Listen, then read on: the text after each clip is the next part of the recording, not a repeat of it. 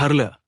तर मग या मालिकेच्या महासंगमच्या पहिल्या भागामध्ये मात्र आता सावी ही जी काही ती मेहंदी कालवलेली आहे, तर ती मेहंदी घेऊन मात्र आता ती अदलाबदली करायला येत असते.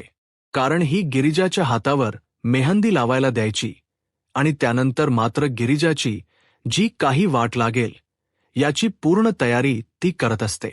आणि त्याच वेळेस आता प्रियाकडे हे भांड तिला द्यायचं असतं म्हणून ती समोरून येत असते. सायलीचं आता प्रियाकडे लक्ष असतं आणि तेवढ्यात सावी आता मुद्दाम एका बाईला धक्का देते आणि तिला खाली पाडते, कारण सगळ्यांचे लक्ष त्या बाईकडे जाण्यासाठी.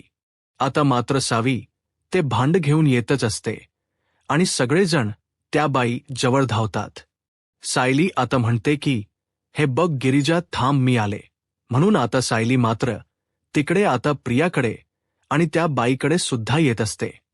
परंतु तोच आता सायलीचा धक्का सावीला लागतो आणि सावीला धक्का लागल्यानंतर जी काही मेहंदी आहे, जे मेहंदीचं भांड आहे, ते पूर्ण सावीच्या अंगावर सांडतं. केमिकल कालवलेली जी काही ही मेहंदी आहे, तर ती मात्र अगदी सगळी सावीच्या तोंडाला लागते. आता सगळेजण उठून पाहत असतात आणि सावीवर सगळेजण हसायला सुरुवात करतात. गिरिजाला सुद्धा हसू येत असतं आणि अर्जुन सुद्धा खूप हसत असतो. तेथे आलेल्या सगळ्या मैत्रिणी मात्र आता हसत असतात. सावीला आता खूपच राग येतो. रागाने ती हे सर्व पाहत असते. आता सावी मात्र सायलीवर खूपच ओरडते की काय अक्कल नाही का तुला? चालता येत नाही का बघून व्यवस्थित? आणि तेवढ्यात आता उर्वशी आणि प्रिया धावतच येतात. तर सायली आता सावीला म्हणते की अगं तू बघून चालायला होतस. तेव्हा उर्वशी म्हणते की अगं सावी, काय केलंस हे तू?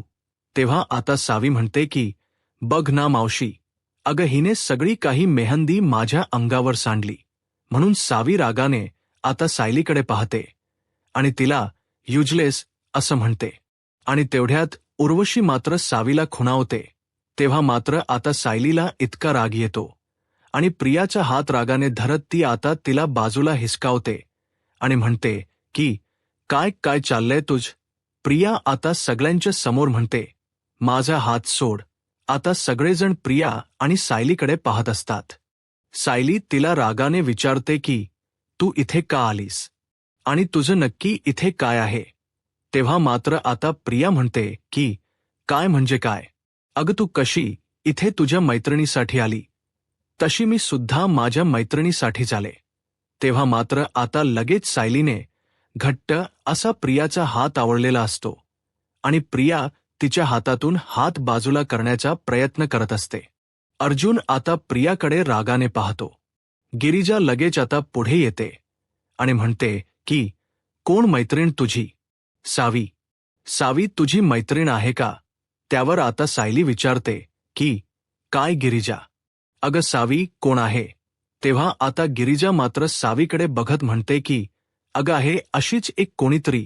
तेव्हा आता उर्वशी आणि सावी मात्र रागाने गिरिजाकडे पाहत असतात. तेव्हा आता सायली म्हणते की अशीच कोणीतरी आणि या प्रियाची मैत्रीण. तेव्हा मात्र आता सायली रागाने प्रियाकडे पाहते आणि म्हणते की नक्कीच येथे काहीतरी शिजत आहे. तर हो की नाही प्रिया? तेव्हा प्रिया रागाने म्हणते की माझा हात सोड आणि तू मला विचारणारी कोण आहेस? त्यावर आता सायली तिला म्हणते की अगं नक्की ना प्रिया, येथे काहीतरी शिजत आहे, नक्की काहीतरी प्लॅनच आहे. तेव्हा आता रागाने प्रिया म्हणते की हे बघ, मी येथे सावीसाठी आले, माझा काहीही प्लॅन नाही. तेव्हा आता लगेच गिरिजा म्हणते की एक मिनिट, अगं सावीचा तुला येथे बोलवण्याचा संबंध काय आहे? लग्न माझं आहे, सावीचं नाही. तेव्हा आता सगळेजण मात्र हा जो काही तमाशा सुरू आहे तो पाहत असतात. सायली आता पुन्हा रागाने प्रियाला विचारते की नक्की सांग तुझं काय चाललेलं आहे? तेव्हा आता गिरिजा लगेच सावीवर ओरडते आणि म्हणते की काय ग, मी तुला साखरपुड्याच्या दिवशी सांगितलं होतं की परत जर तू माझ्या समोर आली तर मी तुझी वाट लावेल. म्हणून मात्र आता जो घडलेला प्रकार आहे तर तो मात्र आता सावीला आठवतो. सावी जोरात आता गिरिजावर ओरडते आणि विचारते की काय तू कोण आहे माझी वाट लावणारी? मग मात्र आता सायली सावीकडे पाहते आणि प्रियाकडे बघून हसत म्हणते की, प्रिया, अगं तू हिला मदत करायला आलीस का? आणि बरोबर आहे, ती तुझीच मैत्रीण आहे, तुझ्यासारखी असणार आहे. मात्र राहू केतूची युती झालेली आहे तर. तेव्हा आता गिरिजा सुद्धा अगदी दात खातच म्हणते की, सायलीताई, अगं या दोघी जणी नक्की काहीतरी मोडता घालण्यासाठी इथे आलेल्या आहेत. तेव्हा आता सावी ही जोरात ओरडते आणि म्हणते की, तू मोडता घातलेला आहेस माझ्या आणि रुद्रमध्ये. आणि तेवढ्यात वासंती आता नागेश्वरला म्हणते की, अहो बघा. नागेश्वर वासंतीला म्हणतो की, हे बघा तुम्ही गप्प बसा, बघू द्या मला की पुढे काय होतं ते. तेव्हा आता गिरिजा लगेच आपला हात वर करते आणि सावीला म्हणते की, सावी ही अंगठी बघतेस ना माझ्या हातामध्ये? अगं तुझ्या समोरच घातलेली आहे, यांनी माझ्या बोटामध्ये. तेव्हा मात्र आता लगेच सायली ही या दोघींना विचारते की, काय नक्की तुम्ही दोघी येथे येऊन काय करणार होतात? आणि तुमच्या मदतीला आणखीन नक्की कोण आहे तरी? तेव्हा आता अजूनपर्यंत काही सायलीने प्रियाचा हात सोडलेला नसतो. आता प्रिया अगदी खूप मोठ्या जोरात ओरडते की, माझा हात सोड, मी तुला एकदा सांगितलं की हात सोड म्हणून. तेव्हा आता सायली तिला म्हणते की, अगं नशीब समज मी फक्त तोंडाने बोलते, आणि हे बघ, माझ्या मैत्रिणीच्या या लग्नामध्ये जर काही मोडता घातलास तर मात्र मी तुझं थोबाड खोडेल हे लक्षात ठेव. आणि मला सांग की अजून तुमच्या मदतीला आहे तरी कोण? तेव्हा आता सायली सगळ्यांना म्हणते, लांब. या मुलीपासून मात्र लांब राहायचं, कारण अत्यंत पाताळेंत्री बाई आहे ही. तेव्हा आता गिरिजा म्हणते की, आणि ही सुद्धा. तेव्हा आता सावी लगेच गिरिजावर धावून जाते. गिरिजा म्हणते की, लायकीत राहायचं. आणि आता जसं सावी बोट पुढे करते तर गिरिजा सुद्धा तसं बोट करून आता सावीला म्हणते की, बोट खाली करायचं. तेव्हा आता नागेश्वर आणि वासंती हसतात. अर्जुनला तर खूप हसू येतं आणि रुद्रला सुद्धा. तेव्हा आता सावी ही गिरिजाला म्हणते की, तुझ्याकडे बघतेच मी, थांब. आणि तेवढ्यात मात्र आता जे काही केमिकल लागलेली ती मेहंदी आहे, तर ती चेहऱ्याला लागल्यामुळे सावीला आता चक्कर यायला सुरुवात होत असते. गिरिजा तिच्याकडे पाहत असते आणि तेवढ्यात नागेश्वर आता वासंतीला म्हणतो की, बघितलंस का? बघा, घोरपड्यांच्या घराला शोभेल अशी सून आपल्या घरात आलेली आहे. तेव्हा आता उर्वशी पुढे येते आणि गिरिजाला म्हणते की, काय ग, किती बोलशील तिला? बिचारीचा बीपी लो होतोय. आता मात्र हिला पूर्णपणे चक्कर यायला सुरुवात झालेली असते. आणि उर्वशी तिला धरून आतमध्ये घेऊन जाते. आणि प्रिया आता आतमध्ये. आता ही सावी गेल्यानंतर रागाने सायलीच्या हातामधील हात आपला हिसकावते. सायली तिला म्हणते की, निघ, चालती हो इथून. तेव्हा आता प्रिया रागाने तिला म्हणते की, तू मला सांगणारी कोण आहेस? तेव्हा आता सायली म्हणते की, बरोबर आहे, कारण तुला नुसतं ऐकून घेण्याची सवय तर नाहीच. म्हणून सगळ्यांच्या समोर ती आता प्रियाच्या हाताला धरते. आणि आता सायली सगळ्यांच्या समोर प्रियाला घराच्या बाहेर ढकलून देते. आता मात्र सगळेजण सायलीकडे पाहत असतात. आता सायलीने तिला दरवाजात आणून अगदी लोटून दिल्यानंतर म्हणते की, हे बघ, अगं या घरामध्ये शुभ कार्य सुरू आहे आणि तुझी ही अशुभ दृष्टी, वार आता या सगळ्यावर नकोय. आणि निघ, चालती हो. तर प्रिया रागाने तिथून निघून जाते.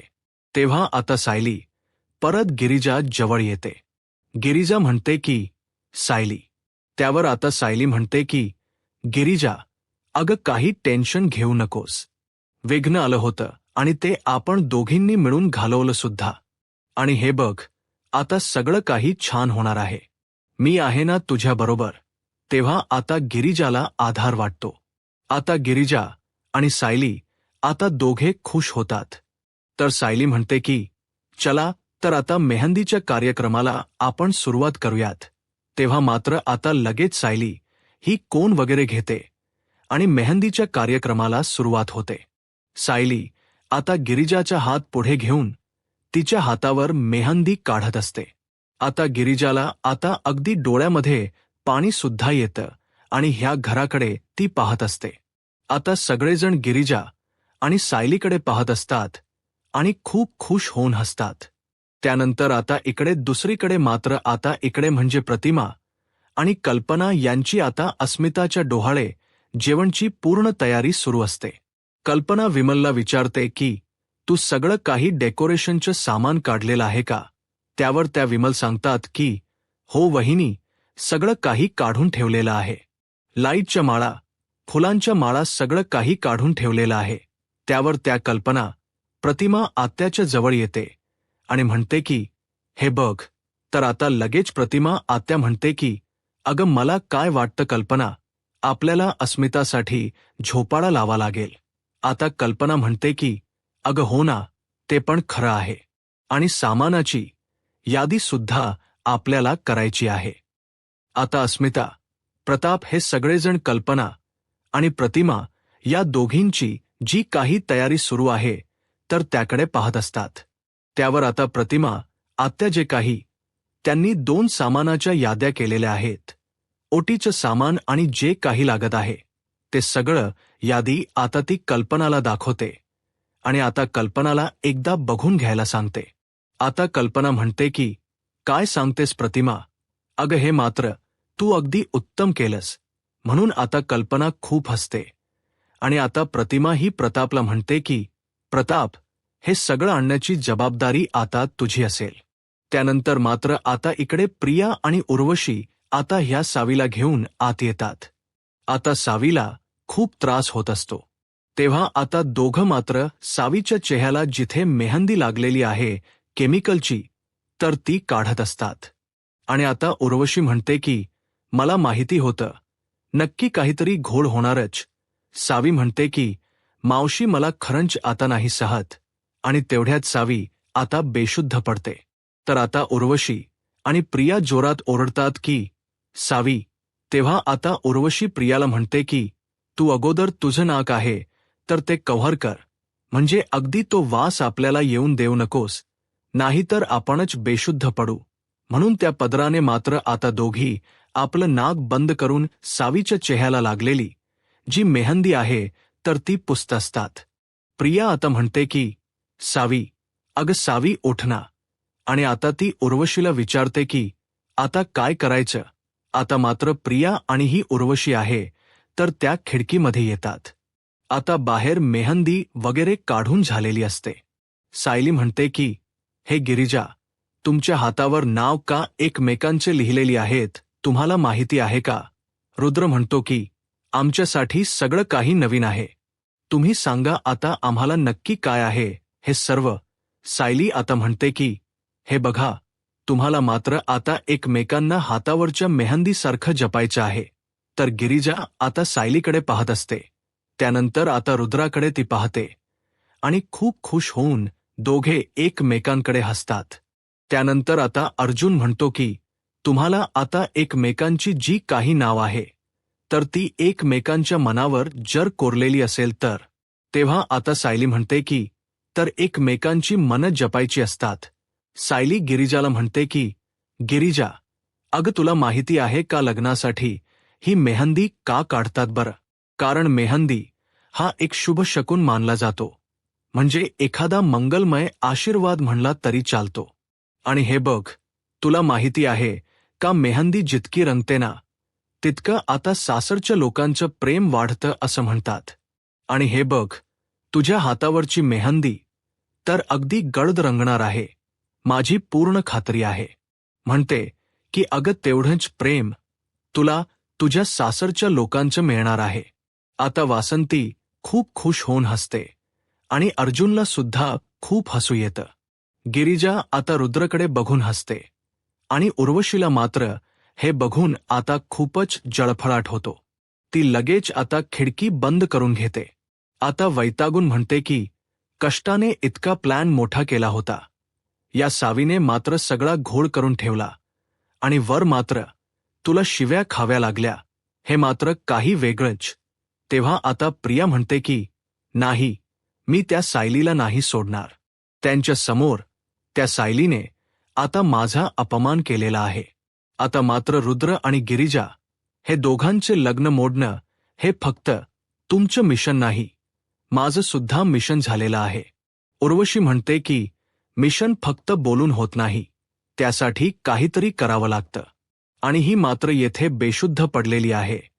आणि त्यात म्हणजे ती सायली सुद्धा आता त्या गिरिजाच्या मदतीला आलेली आहे. आता प्रिया म्हणते की येऊन द्या तिला सुद्धा, मी उलथवून पाडते. अजून तर खूप काही विधी बाकी आहेत. आतापर्यंत फक्त मेहंदी हाताला लागलेली आहे, अजून तर हळद बाकी आहे. तेव्हा मात्र आता उर्वशी म्हणते की हो ना, हळदीचं जे प्लॅनिंग आहे तर ते नीट विचार करून आपल्याला करावं लागेल, कारण कोणताही प्लॅन फेल जायला नकोय. तेव्हा आता प्रिया म्हणते की नाही होणार, कारण प्लॅनच्या बाबतीत तुम्ही माझ्यावर विश्वास ठेवा. आता मात्र गिरिजाच्या हळदीमध्ये आपण आपला प्लॅन सक्सेस करूयात, कारण हरलेला तो माझ्या सायलीचा जो चेहरा आहे तर तो बघण्यासाठी मला खूप मजा येईल. तर तेव्हा आता उर्वशी म्हणते की हो, तू तुझी मजा घे, परंतु मी मात्र आता त्या गिरिजाच्या आयुष्यातून कायमची ती कशी निघून जाते ते मी पाहते. तिला काही झालं तरी आता आमच्या सगळ्यांच्या आयुष्यातून बाहेर काढायचं आहे, कारण ती माझ्या डोक्यावर येऊन बसलेली आहे. त्यावर आता प्रिया विचारते की एक मिनिट, तिच्या बापापासून कशी? त्यावर आता उर्वशी म्हणते की तिचा बाप आजारी होता आणि त्याला ऑपरेशनसाठी पैसे हवे होते, आणि आमच्या दादासाहेबांना लगेच त्या गिरिजाच्या प्रेमाची भुरळ पडली आणि लग्न करण्याच्या अटीवरून मात्र त्यांनी तिला मदत केली. आणि आता मात्र ही बया गिरिजा आहे ना, ती माझ्या डोक्यावर बसली. तेव्हा आता प्रिया म्हणते की उतरेल ती बया, नक्की तुमच्या डोक्यावरून उतरेल. तेव्हा आता उर्वशी विचारते की काय प्लॅन रेडी आहे का? प्रिया म्हणते की हो, प्लॅन रेडी आहे, कारण जी मुलगी स्वतःच्या बापासाठी लग्नाला तयार होऊ शकते तीच मुलगी स्वतःच्या बापासाठी लग्न सोडून सुद्धा जाऊ शकते. हे ऐकून आता उर्वशी तर खुश होते आणि म्हणते की प्रिया, अगं तू खरंच कमाल आहेस. प्रिया म्हणते की आता बघूयात की त्या बापाची लाडकी लेक मात्र बोहल्यावर कशी उभी राहते. त्यानंतर आता इकडे साक्षी टेन्शनमध्ये असते आणि ती अण्णांना फोन लावण्याचा प्रयत्न करत असते. आता सचिन तिथे बेडवर असतो. सचिन तिच्याकडे पाहतो आणि विचारतो की काय झालं सॅम? अगं तू इतकी टेन्शनमध्ये का दिसतेस? कुणाला फोन लावतेस? आता साक्षी म्हणून जाते अण्णांना. तेव्हा आता अण्णा म्हटल्यानंतर आता सचिन विचारतो की कोण अण्णा? म्हणजे आता तुझे वडील तर? आणि काय काय झालं त्यांना? साक्षी आता मनात म्हणते की जर याला सांगत बसले तर मात्र अवघड होईल, याच्यापासून आता काही सांगायला नकोय. म्हणून ती म्हणते की नाही, अण्णा फोन उचलत नाहीत. अण्णांना मी फोन करते, मेसेजेस करते, परंतु अण्णा काही फोन उचलत नाहीत. कोणत्याच मेसेजला ते रिप्लाय नाही देत, फोन सुद्धा ते नाही उचलत, असं सारखं म्हणत असते. तेव्हा आता सचिन म्हणतो की हे बघ सॅम, तो फोन तिकडे ठेव आणि बस बरं येथे माझ्या शेजारी. तेव्हा आता साक्षी तिथे शेजारी बसते. तर सचिन तिला म्हणतो की अगं, त्यात इतकं अस्वस्थ होण्यासारखं काय आहे? अगं ते तुला नक्की कॉल करतील, काहीतरी कामात असतील म्हणून ते तुला कॉल करत नसतील, किंवा ते नेटवर्क एरियामध्ये नसतील. त्यामुळे तू इतकं टेन्शन घेऊ नकोस. आणि मला एक गोष्ट सांग बरं, आता यावेळेस तुझं त्यांच्याकडे नेमकं काय काम आहे म्हणून तू त्यांना सारखा मेसेज करते, कॉल करते? आता साक्षीला आता सचिनला हे सर्व कसं सांगायचं तेच काही कळत नाही. आता ती टेन्शनमध्येच असते आणि सचिनकडे पाहते. त्यावर तर सचिन पुन्हा तिला समजवण्याचा खूप प्रयत्न करतो आणि आता मात्र तो तिला मिठीत घेतो आणि म्हणतो की सॅम, अगं रिलॅक्स हो, नको इतकं टेन्शन घेऊस. अगं तू त्यांना इतके कॉल केले, मग ते नक्की तुला अगदी त्यांचे मिस कॉल बघून कॉल करतील, कॉलबॅक येईलच तुला. आणि रिलॅक्स म्हणून तो आता जवळ घेत अगदी समजावतो. तेव्हा आता साक्षी सुद्धा त्याच्या मिठीमध्ये जरा थोडीशी निवांत होते. त्यानंतर आता इकडे सायली आणि ही अर्जुन तेथेच असतात. आता सायली खुश होत म्हणते, झाली तर मेहंदी काढून. अर्जुन म्हणतो की, काय झाली? म्हणून आता अर्जुन रुद्रला धरतो आणि गिरिजा शेजारी त्याला बसवितो आणि म्हणतो की, चला आपण छान असा फोटो काढूयात. तेव्हा मात्र आता तेथे आलेल्या सगळं काही अगदी त्या मुली आहेत, तर त्यांची गंमत करतात. आता मात्र दोघं एकमेकांची मेहंदी वाढवा बरं का. सर्वांना आता छान असं हसायला येतं. तेव्हा मात्र आता त्यातील एक ताई म्हणतात की, अगं, पण वाढवणार कशी? आणि तेवढ्यात आता गिरिजाची एक मैत्रीण म्हणते की, गिरिजा, तू मात्र फंकर मार आता रुद्रदादांच्या हातावर. तेव्हा आता गिरिजा तिला रागाने म्हणते की, अगं तू जरा गप्प बसतेस का? तेव्हा आता सर्वांना खूप हसायला येत असतं. सर्वजण खूपच खुश असतात. रुद्र मात्र आता गालातल्या गालात हसतो आणि खूपच आता खुश होत गिरिजाकडे पाहत असतो. यावर मात्र आता अर्जुन फोटोग्राफरला म्हणतो की, जरा रोमँटिक पोज होऊन द्या. तेव्हा आता लगेच फोटोग्राफर त्यांचे फोटो घेण्यासाठी त्यांना व्यवस्थित पोजमध्ये आता बसायला सांगतात. आणि आता मात्र फोटोग्राफर गिरिजा ताई आणि रुद्रदादा यांना उभं राहायला सांगतात, कारण आपले मस्त फोटो काढायचे आहेत. तेव्हा आता दोघे उभे राहतात. तेव्हा फोटोग्राफर म्हणतो की, काय हो भाऊ, अहो जरा जवळ या ना. तेव्हा आता दोघेही खूप लाजत असतात, एकमेकांकडे पाहत असतात. तेव्हा आता रुद्र मात्र तिच्या गळ्यामध्ये हात घालतो, तिला जवळ घेतो आणि मस्त आता फोटो काढला जातो. गिरिजा छानशी स्माईल देते. त्यानंतर फोटोग्राफर त्यांना आता एकमेकांना मेहंदी दाखवायला सांगतात, कारण तशा पोजमध्ये त्याला फोटो घ्यायचा असतो. आता दोघेही एकमेकांचा हात असा समोर धरतात. आता गिरिजाच्या हातावर रुद्रचं नाव असतं आणि रुद्रच्या हातावर गिरिजा हे नाव असतं. आता मात्र मस्त असे फोटो काढले जातात. वासंती खुश होत दोघांकडे पाहत असते. आता हा फोटोग्राफर आता फोटो काढत असतो. सगळेजण आता फोटोच्या कार्यक्रमात मग्न असतात. तेवढ्यात आता अर्जुन सायलीच्या हाताला धरतो आणि तिला जरा बाजूला घेऊन येतो. तेव्हा आता गिरिजा आणि रुद्र हे आता फोटो काढत असतात आणि तेवढ्यात गिरिजा थोडीशी बाजूला होते. रुद्र आता देवी आईकडे बघून अगदी हसतो आणि आपल्या मनात देवी आईला म्हणतो की, देवी आई, तुझ्या साक्षीने मात्र मी आता गिरिजांच्या प्रेमात पडलो आणि आज मात्र यांच्याशी माझं लग्न सुद्धा होतंय. खरंच मी खूप आनंदी आहे देवी आई. अगदी माझ्या मनातील मुलीशी माझं लग्न होत आहे. माझ्यासारखं नशिबात दुसरं कोण असेल? त्यामुळे देवी आई, तुझा आशीर्वाद कायम आमच्यावर असाच असून दे. त्यानंतर आता गिरिजाच्या मनामध्ये एक सल सुरू असते. ती आता देवी आईला हात जोडते आणि म्हणते की, देवी आई, अगं तुला माहिती आहे की हे लग्न नाही आणि तो माझ्यासाठी एक व्यवहार आहे. आणि आता देवी आई, तुलाच माहिती आहे पुढे नक्की काय होणार आहे ते.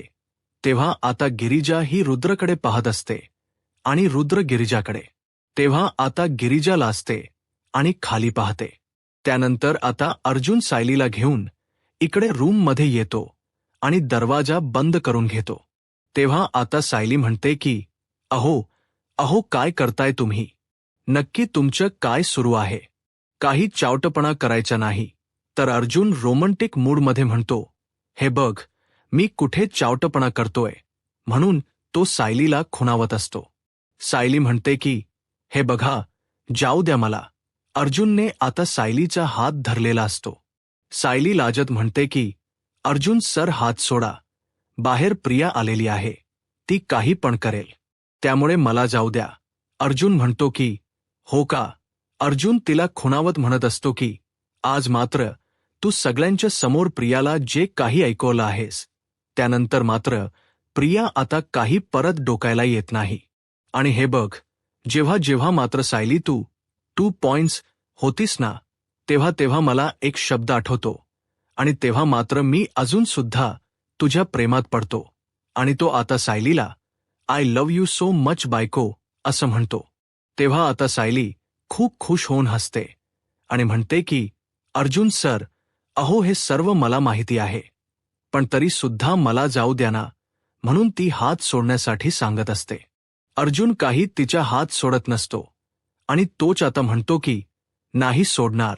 सायली म्हणते की अर्जुन सर काय चाललंय तुमचं? तेव्हा इथे कुठे? आता अर्जुन म्हणतो की इथे कुठे म्हणजे? काही सायलीला सोडत नसतो आणि तो तिला अगदी बेडवर बसवतो. सायली विचारते की सर तुमच्या मनात नक्की काय आहे? काय चाललंय तुमचं? तेव्हा आता अर्जुन तिला बेडवर बसवतो आणि तो गुडघ्यावर बसून आता तिच्या शेजारी बसतो. म्हणजे आता तो सायलीच्या समोर बसतो आणि सायलीकडे पाहत असतो. तेव्हा आता सायली म्हणते की अर्जुन सर काय करताय तुम्ही? तेव्हा आता अर्जुन आपला हात पुढे करून मेहंदीचा कोन आहे तर तो सायली समोर धरतो. तेव्हा सायली म्हणते की काय मेहंदी? आणि हे काय आहे? तेव्हा आता अर्जुन म्हणतो की हे बघ, आपल्या दोन्हीही लग्नामध्ये आपण असले विधी नाही करू शकलो. तर आता सायली आणि आता अर्जुन या दोघांना मात्र आता त्यांच्या लग्नाचे क्षण आहेत तर ते आठवतात.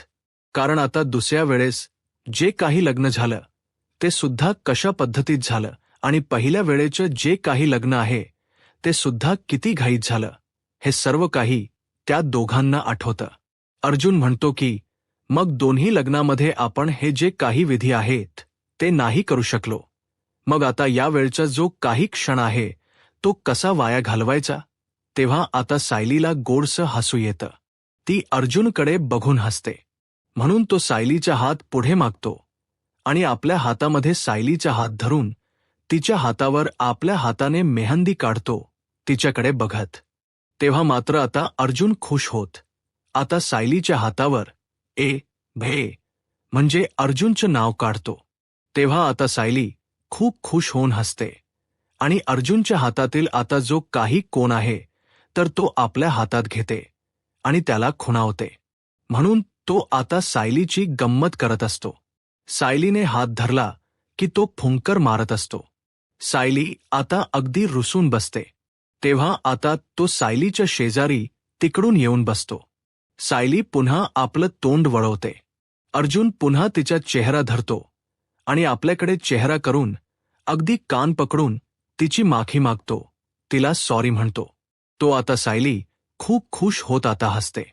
अर्जुन लगेच आपला हात पुढे करतो आणि सायली आता खूप खुश होत आणि आपला हात पुढे करून सायली अगदी त्याच्या हातावर मस्त गॅस असं नाव आता सायलीच काढते आणि दोघेही आता आपले हात एकमेकांच्या समोर धरतात. आता मात्र सायलीच्या हातावर आता अर्जुनचं नाव आणि आता सायलीचं नाव मात्र आता दोघेही पाहत असतात आणि दोघे आता खूपच खुश होतात. त्यानंतर आता इकडे कल्पनाची धावपळ सुरूच असते. आता ती प्रतिमाकडे काही साड्या घेऊन येते आणि प्रतिमाला विचारते की मला एक गोष्ट सांग बरं, यातील कोणती साडी आता अस्मिताला आपण घालायला द्यायची आहे बरं? त्यावर तर प्रतिमा आत्या म्हणते की अगं मला का विचारतेस? अगं अस्मिताला जी साडी अगदी नेसायला आवडेल ती तिच्या चॉईसची साडी तिला तू नेसायला दे बं. अस्मिता मात्र स्वतःशी हसत असते आणि ह्या दोघींच्या गप्पा ती ऐकत असते. त्यावर त्या कल्पना म्हणते की हे बघ, मी अस्मिताला विचारलं तर ती काय म्हणते की आत्या सांगेल आणि आता आत्याला विचारलं तर आता आत्या काय म्हणते की अस्मिता सांगेल. नक्की तुम्ही सांगा की मी काय करू बरं? तेव्हा आता अस्मिता म्हणते की आत्या तूच चॉईस कर, कारण तुझा चॉईस मस्त आहे. त्यावर आता प्रतिमा मात्र आता अस्मितासाठी साडी चॉईस करत असते आणि मग ही जरा साधी वाटते का? बघू दुसरी बघू. तेव्हा मात्र आता प्रतिमा लाल आणि हिरव्या रंगाची जी काही कॉम्बिनेशन आहे तर ती साडी काढते. अस्मिताला विचारते की तू ही नेसशील का? आणि ही साडी तुला खरंच खूप छान दिसेल. त्यावर अस्मिता खुश होऊन चालेल असं म्हणते तर प्रताप सुद्धा खूप खुश होतो. त्यानंतर आता कल्पना म्हणते की चला, आपल्याकडे वेळ फार कमी आहे, आपल्याला आणखीन बाकीचं सर्व काही आवरायला घ्यायचं आहे. चला लवकर तयारी करूयात. आणि आता ती विमलला आवाज देते आणि म्हणते की विमल, अगं किचनमध्ये काही सामान आहे का आपल्या यादीमध्ये? गेलं तर सांग लवकर, चेक कर ब. विमलताई म्हणतात की हो, लगेच सांगते. त्यानंतर आता हे सगळं काही यादी वगैरे करता करता प्रतिमा आत्या अस्मिताला विचारते, अस्मिता, अगं सचिनशी सुद्धा काही बोलणं वगैरे झालं की नाही? अगं तो नक्की कधी येतोय आणि तो आहे तरी कुठे? तेव्हा आता अस्मिताचा चेहरा पडतो. त्यावर कल्पना म्हणते की अगं मी त्याला फोन करायचा विसरूनच गेले. त्यावर कल्पना लगेच अस्मिताला म्हणते की हे बघ, तू सचिनला फोन कर आणि त्याला लगेच बोलावून घे. आता अस्मिता म्हणते की हो करते.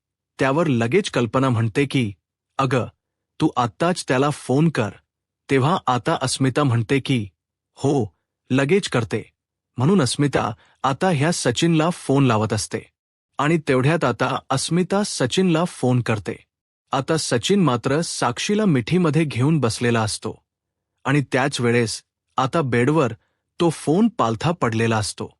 आणि आता सचिनच्या मोबाईलवर आता एडी भेदी नावाने आता अस्मिताचा फोन हा सेव्ह असतो. आणि आता फोन येतो, फोन वाजतो. आता मात्र सचिन फोन पाहतो तर कुणाचा आहे?